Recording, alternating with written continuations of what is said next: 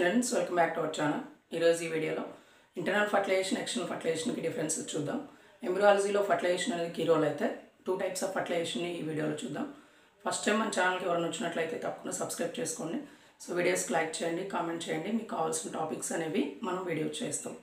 So జనరల్గా fertilization is the fusion of gametes అంటారు. The location of the gametes, size of the gametes, number of the gametes అనేవి vary అవుతుంటాయి ఆర్గానిజంకి.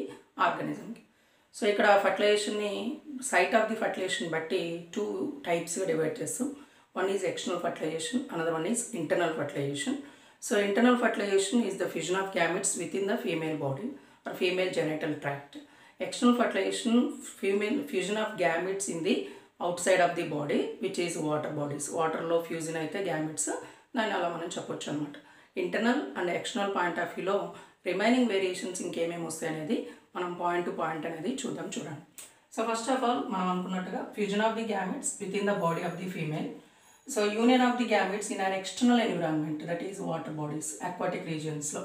So lesser gametes are released in case of internal fertilization. Multiple gametes అంటే both male నుంచి female నుంచి ఒకేసారి వాటర్లోకి gametes అనేవి రిలీజ్ అవుతాయి. So only male gametes are released in the female genital tract. In case of normal external fertilisation, the gametes are released out of the body బయటికి release అవటం, then వాటర్లో release అవటం అనేది జరుగుతుంది.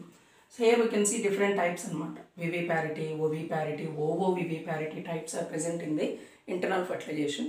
But in case of external there is no such types. అసలు అలాంటి types అనేవి ఏముండవు. Only union of gametes in the water మాత్రమే మనం చూస్తాం. Then high chances of survival. ఇవి లెస్సర్ గ్యామెట్స్ అయినప్పటికీ ప్యారెంటల్ కేర్ ఎక్కువ ఉంటుంది, హై ఛాన్సెస్ ఉంటుంది. So less chances of survival అంటే వాటర్లో ప్రిడేషన్ ఎక్కువ ఉంటుంది కాబట్టి lesser chances of survival. Finding of mate requires much energy. So ఒక మేల్ ఫీమేల్ని ఫైండ్ అవుట్ అవ్వాలన్నా, సో మేటింగ్ అనేది జరగాలన్నా హైయర్ ఎనర్జీ రిక్వైర్మెంట్ ఉంటుంది. But in water enormous organs ఉంటాయి కాబట్టి ఎనర్జీ కన్జంప్షన్ తక్కువ, but release of gametes is more in the water అనమాట. నెక్స్ట్ చూసుకుంటే lack of parental care, survival chances are less. So external ఫర్టిలైజేషన్లో parental care అసలు ఉండదు. Once వచ్చిన తర్వాత they may be converted into larvas, దాన్ని ఇండివిజువల్గా సర్వైవ్ అవ్వాల్సిందే. ప్యారెంటల్ కేర్ అనేది ఇంపాసిబుల్ అనమాట. And few offsprings are produced, more offsprings are produced in the external of.